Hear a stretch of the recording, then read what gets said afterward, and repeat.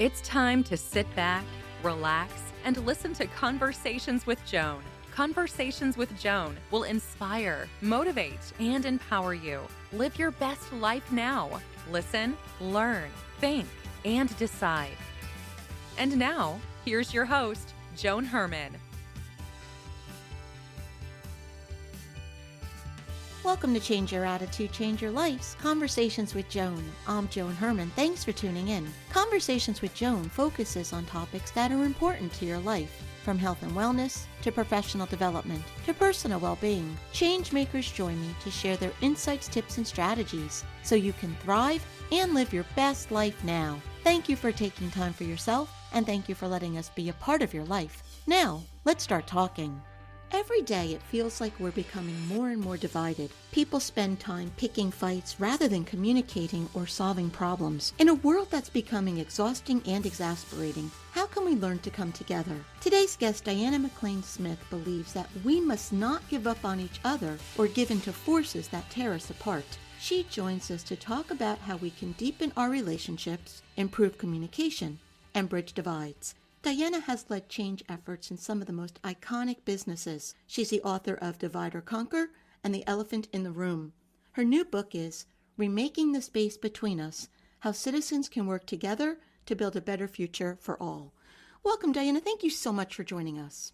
Well, I'm delighted to be here. I love the name of your show, which looks at attitudes. Change your attitude, change your life. Because I think that really is the crux of the issue. Yeah, I agree, because it really feels like the world is going crazy today. And I don't know what's happening to people. So what do you believe is happening in society today that's creating so much turmoil in our relationships? Well, part of it, anything that is this robust, this universal, this deep, usually is caused by multiple factors, right? So I'm going to focus here on the ones we can control. If you pick up the paper, you'll see factors we can't control: the role of social media, the role of media, which we can control to some extent by what we choose and don't choose to read, globalization, immigration. All these forces that are outside of our control are the things that people often point to try to explain why people are so fraught. I want to point to something that we can actually do something about, and it has to do with how we live our daily lives. And this goes back for centuries. Ever since we were founded, we've been a nation that lives separate lives in groups that are divided along demographic and ideological lines. And that then, when we go through a difficult period because of external forces, we get more and more insular within our own group. And, to use your view, we share the same attitudes, we share the same beliefs, we share the same news stations, and then we get more and more distant from people who are different from us, who live in other groups. And then we get fearful of them, and then we don't like them. And the more we distance from other groups, the more insular and closed we become within our own groups. So one of the things that I write about in the book is about how hundreds of thousands of people across our country right now are working very hard to open what I call the mental space within groups and to close the distance across groups by working in communities on common problems and building relationships through that process. Diana, when we align ourselves with people with similar beliefs and what you just described, that groupthink, do we become easily manipulated when that occurs? That's actually the single biggest point of the book, is that we get played for chumps, okay? It makes us very vulnerable to being manipulated, and not necessarily even consciously. It's not like people wake up in the morning and say, I want to manipulate people and I want to calm them. But, take the news business. The news business went through a terribly disruptive period with the internet a few decades ago. And in order to continue to compete, they have to appeal to our amygdala. And so in order to make money, they have to kind of con us by making us think that people who are on the extreme fringes are the majority of people out there. And they're not. They're only 33%. So that's a kind of manipulation to lead us to think that the people around us are extreme. And there's been a lot of research that Democrats and Republicans overestimate by a factor of 2 how extreme people in the other party are. And people who read the news are 3 times more likely to distort people who live in other groups than people who read the news less frequently. So yes, it makes us very vulnerable to manipulation. Where do you think this freedom that people have now, this freedom of expression to just blatantly name call another person? I mean, I'm horrified when I see this because I was raised in a completely different time. Sometimes it feels like it was another world. So when did it become okay for us to just say, you know, Diana, you're a blank, just because I don't agree with you? Well, again, you're getting at something that I think, well, I find personally really disturbing. And, you know, partly it's because of that's how I was raised, and partly it offends my sense of kindness. I find it very painful. So let me just say a couple of things about that, which is, number one, we human beings get by stereotyping. It's very efficient. And the problem is we don't know we're stereotyping. And so in moments of polarization, those stereotypes bleed over into name calling. So it's very easy to turn into, you know, somebody who you say is closed-minded is a nutcase. Okay. So that's one thing I've observed. The second is this has happened throughout our history. This is not new. It happens in moments of greater polarization. There's a wonderful book by John Meacham called And Then There Was Light. And it talks about the 20 years leading up to the Civil War. And it's very expansive in that it does talk about the rise of Lincoln, the election of Lincoln, and how Lincoln's views changed over time. But it captures the zeitgeist at the time, the newspapers, what parties were saying. And somebody called Lincoln an ape, okay? I mean, they name called all the time. And that's happened throughout our history. And, you know, I think one of the things that I'm sad about is that the people who do it, I think, are still in the minority, like in that 33% more in common, did a study and discovered that the people on the extreme fringes are really 33%, and the people in the middle are the exhausted majority, they're 67%. I'm sad that the 67% doesn't politely and nicely say, gee, I don't think of that person as a nut, or I don't think of that person as crazy, or whatever the term is. And they don't have to do it impolitely, but they can say, I think it's sad that we've reverted to calling each other names, and I'm hoping that we can change that over time. Well, and I think the problem is that minority gets amplified because of social media or because of the quote-unquote news programs that are really just opinion shows now. And I think it gives a voice to people who may not have had one otherwise. Yeah, and it takes away the voice. I'm going to reframe that. It doesn't take away the voice of the 67%, the exhausted majority, but we have ceded that ground. We've given it up. And that's why when I wrote the book, I pulled on one thread of a group called Not in Our Town in Billings, Montana, that was standing up to hate and has ever since become a national movement to build communities stronger than hate.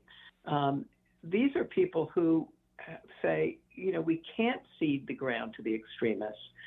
We have a voice. We have things we can do. And there's organizations like Starts With Us, Not in Our Town, Braver Angels, Constructive Dialogue Institute, Listen First Coalition, Citizen Connect, Country First. That's just to name a few. If any of your listeners got on the internet and looked them up, it's an extraordinary movement. And then on Instagram, there's a woman by the name of Sharon McMahon who has a site called Sharon Says So. And it's all, how do you engage with one another in a respectful, curious, compassionate way, focusing on problems we actually have in common. We have to solve them. We may not agree on how to solve them, but if we have a respectful, thoughtful, curious stance towards one another, attitude towards one another, then we can start to get creative and start to come up with solutions that work for everybody. And there's an organization which I strongly recommend your listeners check out called Solutions Journalism Network. and they make a point of covering stories about solutions citizens are coming up with in communities. And they've trained 60,000 journalists around the country, around the world, actually. And so I'm impressed that there are people out there starting to change that, but the media doesn't make money on those stories. Right. They lead what bleeds. So we're not hearing about them, which means that we citizens, everybody listening, has to be more proactive in order to find our voice and be able to express it. Right, because negativity sells. And if you keep people in that negative state, then we keep our backs against the wall. We stay closed-minded. We stay within our groups and our groupthink, and we stop listening to one another. And that will break down a civilization, a community, but it will also impact your interpersonal relationships. When you stop listening, you stop communicating, and that's when relationships fall apart. Yes, and one of the essays in the book is befriending your ideological enemy, somebody who has very different views who you're friends with. And it's a story about how they did that. And it's an extraordinary story. And it was written as a book by Eli Saslow, Saslow, called Rising Out of Hatred. And it talks about the power of friendship and relationships to transform us. At the same time, you have to approach those friendships as a true friend. And a true friend looks out for the interests of the other person, or the friendship's not going to last that long. And one of the things that really struck me about the people in this story whose relationships did transform them is that they believed that that what they should not do is build an airtight case arguing their point. What they needed to do was to build a relationship that would allow them all to grow and to learn. There's been a very powerful programming that has taken place. How do we break free from that? How do we rewrite the programming that governs our lives? Well, it's a really important and good question. One of the reasons why we're vulnerable to the programming is that programming begins from the time we're born. We live in a democracy which was founded on an adversarial image of democracy. And there's a woman by the name of Daniel Allen who goes, well, what if we founded our democracy on a concept of friendship, where we see our citizens, our fellow citizens, as friends? Then we'd be looking out for their self-interest, not just our own. So that programming is very subtle. It happens in our schools when we learn to compete and we start to believe that winning and not losing is everything. It starts when we hear people around us, not just the press, but also the press, thinking in zero-sum terms about immigration, things like immigration. We are vulnerable to that programming around us because we've been programmed from a young age. So one of the things I write about in the book is that, and there's a website I strongly recommend called Starts With Us, is that we have to start with ourselves and look at our own implicit biases, our own attitudes, our own behaviors, which is very difficult to do, by the way, because we have cognitive blindness that makes it hard for us to see ourselves. So one of the things that I think is really important is to go to places like Starts With Us, where they have exercises you can do every day to look at that programming and to start to deprogram yourself. And then people like Sharon McMahon on Sharon Says So has workshops and seminars where she gets people together from across the spectrum, politically and demographically, to get together and think collectively about problems we have in common. And that experience itself starts to deprogram us because it goes against the grain about the separate lives we live. We start to think and interact with people who are different with us. And that deprograms us because we begin to see our beliefs actually don't bear fruit when we actually talk with somebody who is a Republican or a Democrat, or who is African American or Hispanic or white, whatever it is. So I think it's starting to really look at ourselves and immerse ourselves in experiences that go against the grain of how we're programmed. Well, that requires a level of self-awareness. But what if you have a loved one who isn't willing to self-evaluate? Is there a gentle way that you can nudge a person to maybe look at their behavior? Well, even that, think about it. You're nudging the person. That itself is unilateral. So why should they respond with mutuality?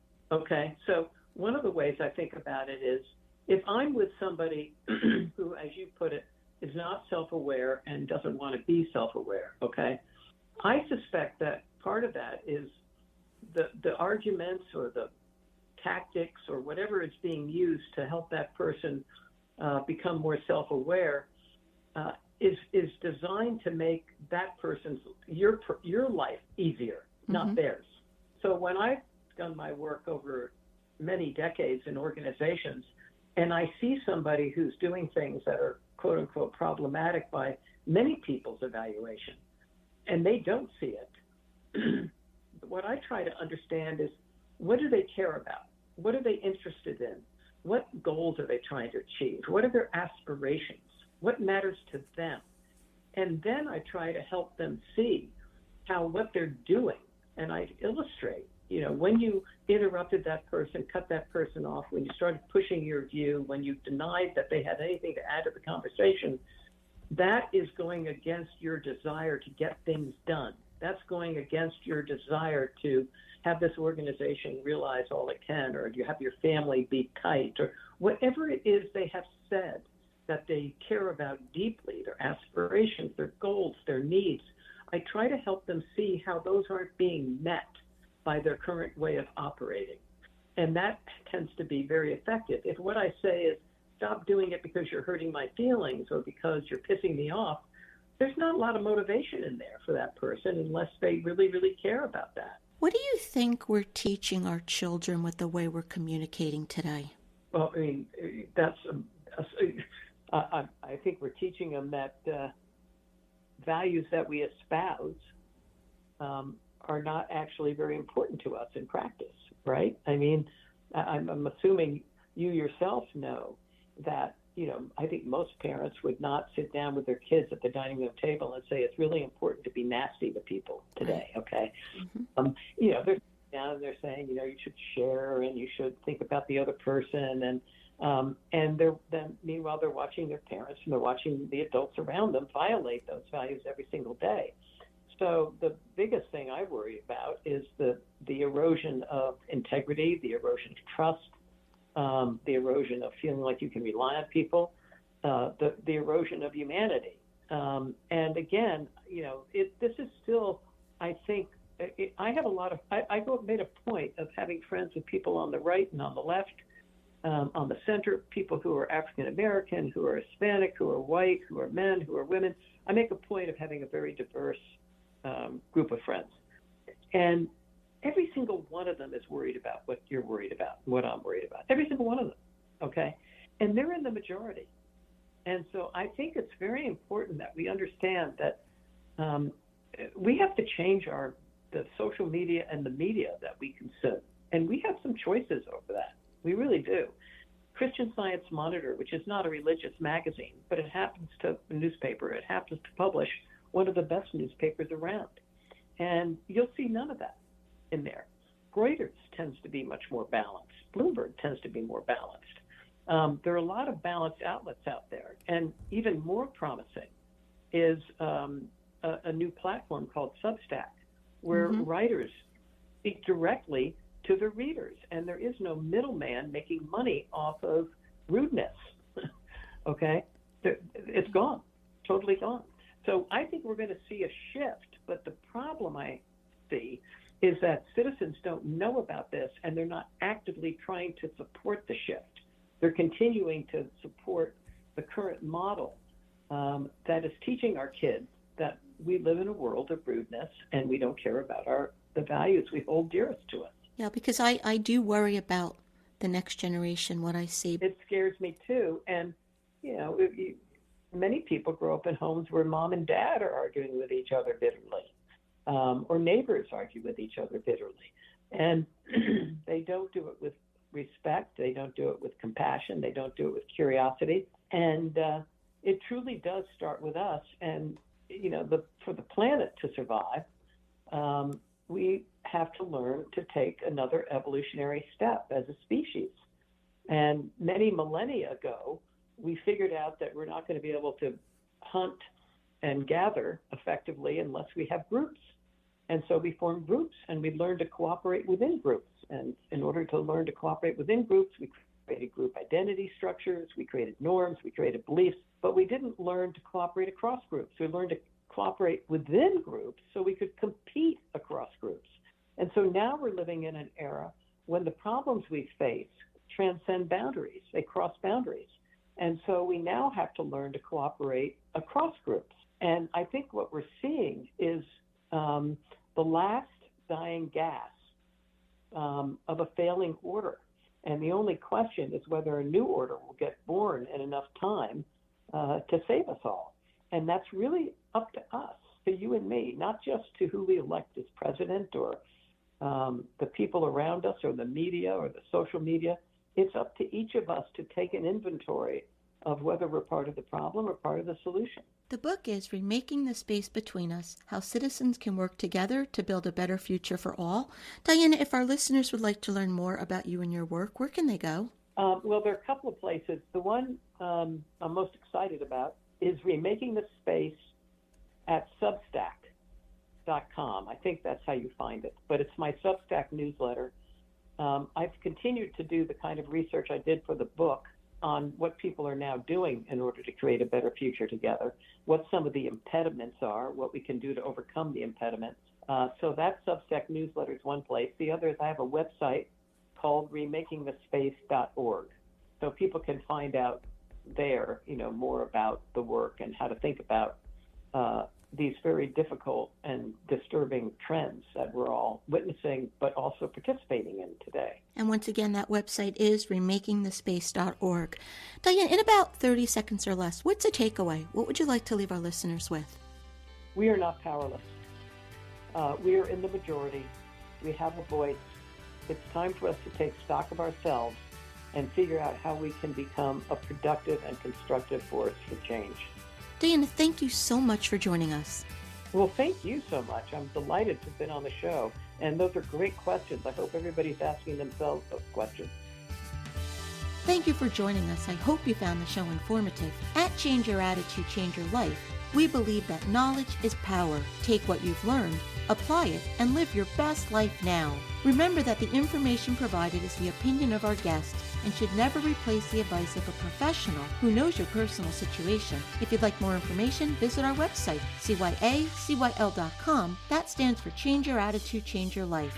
While on the site, listen to past shows on demand, read our digital articles, and be sure to subscribe to our mailing list. Until next time, this is Joan Herman. Thanks for tuning in.